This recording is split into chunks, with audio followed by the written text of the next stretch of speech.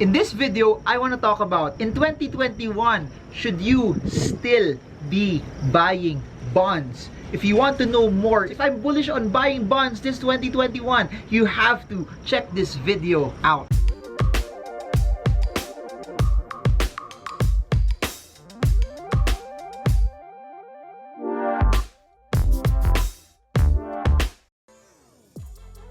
Hey guys, so in this video, we're just gonna double down and talk about bonds, especially retail treasury bonds, because we have some offerings coming over the next few days and weeks. And I want to share this from my own opinion. I want to share this also from my own tactics and technique on how I'm deploying capital towards bonds. The last bond that I got was the Premium bond, which was last year. The rates for that weren't as high, but I wanted to try it. And the shot also that, what if you're the one who win? It still is better than savings accounts and sometimes deposits. Plus, you get a shot to win something bigger. In the past, I got a lot of bonds. I'm a big fan of bonds, especially in the previous years. For those of you who are watching this, basically bonds is nagpapautang ka sa government. In the same way, when you give your money to the banks, it's you giving your money to them and they paying you na dahil pinapahiram mo yung pera mo sa kanila.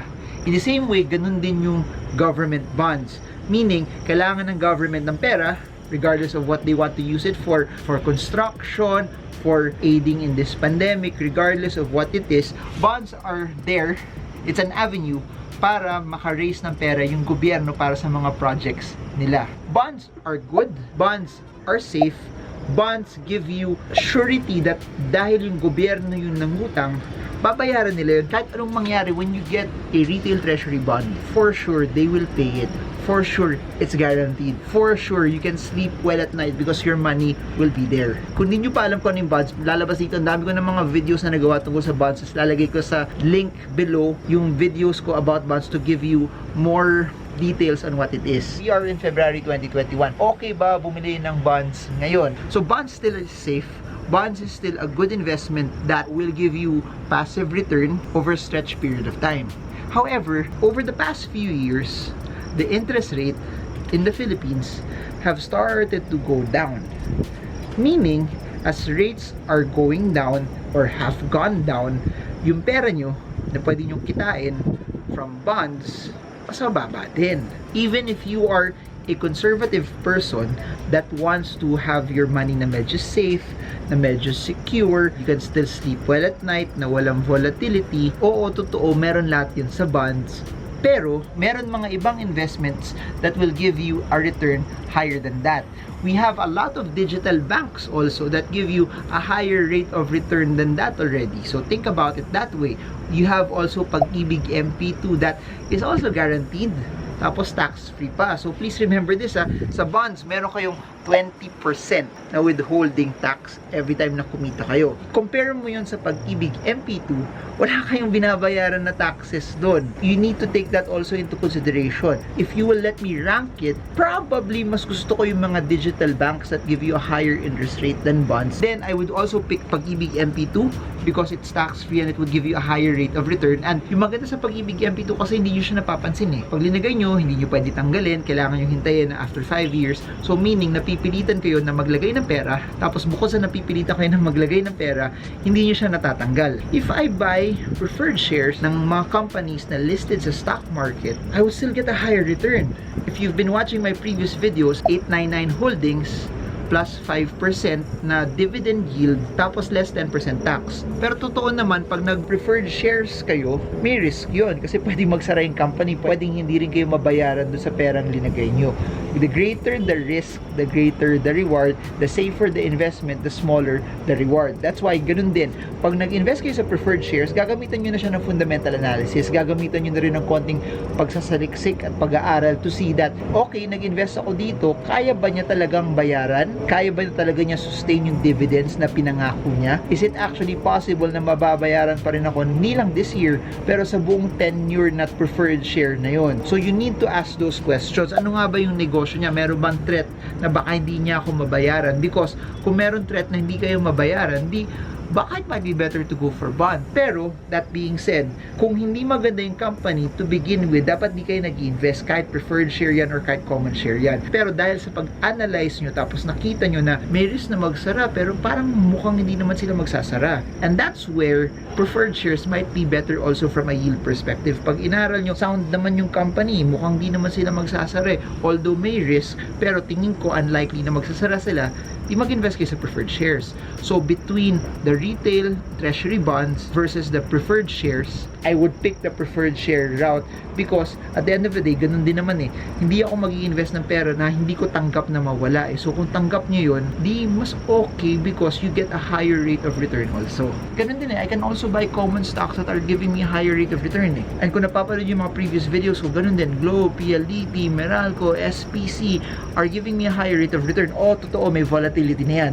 Kung sa preferred share, not so much. Yung common shares, you could see them drop 5%, 10% on a single day. Then you can see it stretch, then drop massively also over a stretched period of time, weeks, months, na pwedeng hindi siya umakyat. So pwedeng kung kailangan mo yung pera tapos gusto mo na siya ibenta tapos down siya, you might suffer a loss. Hindi mo mararamdaman yun sa bonds. So I'm trying to balance everything out also that totoo, when you buy Globe shares, you buy Meralco shares, you buy PLDT shares, they could possibly give you a higher dividend yield plus capital appreciation, especially if you hold it over a long period of time.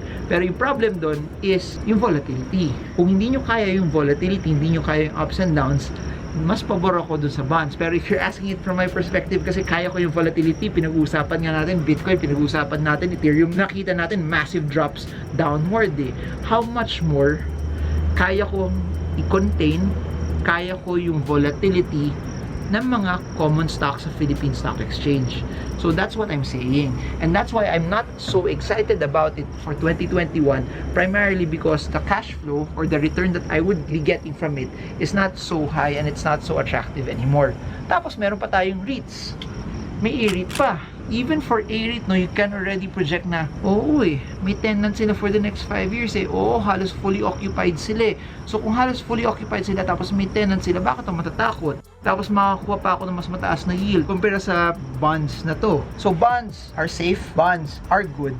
It's just that 2021, hindi ganong kataas yung rate of return niya, hindi ganong kataas yung interest niya. So when I heard about it, I wasn't as excited as what I was before because as what I've mentioned, digital banks earn more than it, Pag-ibig MP2 would earn more than it, preferred shares would earn more than it, REITs would earn more than it, and common shares also that gives you dividends would earn more than it. It's not that kung pangit nga ba yung bonds, it's just that merong iba pang mga investments that would give me cash flow that would fit me better. After this video, please study bonds. If after nung pagsasaliksik nyo, nakita nyo, hindi, bagay na sa akin to, okay na sa akin to, kasi passive income, hindi ko na kailangan pag-isipan, hindi na ako mag-fundamental analysis, basta hulog lang ako ng pera, tapos tanggap na lang ako ng tanggap, tapos safe pa yung pera ko, then go for it. By all means, go for bonds. I'm just sharing this from my own personal perspective that maybe I would wait kung gusto nyo mag-bonds later on, should interest rates change. And that's when maybe you could explore it. Especially right now, no? Please do note that heavily connected yung inflation also sa rates natin. So as inflation goes higher, let's see how the government would also react in terms of raising rates. And if they start raising rates and then it becomes so attractive for me already, and then they start issuing another set of bonds with higher rates, then maybe I start coming in again. Please do note also, pwede pala kayong bumili ng bonds na luma, mas mataas yung rates nun, pero you may have to buy them at a premium, mas mapapabili kayo na mas mataas na price. I hope you guys got a lot from this. I hope that this is something that's insightful. Comment below, did you guys get convinced that you wanted to buy bonds, or mas gusto nyo pa rin yung mas may volatility? And siguro tatapusin ko na lang dito, if you're younger, especially if you're in your 20s, no, better try to invest in something. This is just my opinion, you don't have to follow it, but better try to find something that will give you volatility or growth over the long term. Bakit? Kung bumaba man siya this year, next year, or for 3 straight years, 24 ka pa lang. For 3 years down, 27 ka pa lang nun. Eh sabi mo kailangan mo yung pera na 50 years old ka. Hindi mo pa kailangan yung pera kahit down siya ng 3 years. Kung di mo kailangan yung pera, then you can manage the drop. You can manage it still being down because your goal for it being invested is still a long period of time pa. So if you're young, you're in the prime of your years, and you believe that you need to grow your money, by all means, bonds might not be something that will fit you. So please remember this also, that bonds are basically for people who just want to preserve what they have, storer of value, tapos may nare-receive sila na cash flow in between. Pero hindi na yun lalaki, hindi na siya mag-i-increase ng sobra if you put your money straight lang sa bonds lahat. I hope you guys got a lot from this, and kung bago ka pa lang sa channel na to, my name's Marvin Germo. I'm a stock market trader and investor. I've been in the stock market for over a decade now, and if you want videos like this, informational, insightful videos on investing, hit the subscribe button, smash the bell so you get updated every time I come up with new content about investing. And above and beyond that, hit the like button for the YouTube algorithm. And if you guys have any other questions, put it in the comment section. Send a DM via Instagram. I reply to 15 to 20 messages a day, or go straight to my Patreon account at Marvin Germo also. I answer every question that's sent out via our Patreon community. And lastly, if you want to learn more about the stock market, I have a Zoom course happening end of February. 2 weekends, Saturday and Sunday, half-day sessions talking about how can you trade the stock market using technical analysis. All the details are in the description below, along with my other books which are available in National Bookstore and Shopee. But for those who want to get it via Shopee, link is in the description below as well. I hope you guys got a lot from this. I hope that you are using this weekend for you to be able to grow in the knowledge of investing and trading and building whatever you have to grow your money. And bonds, low risk, low reward.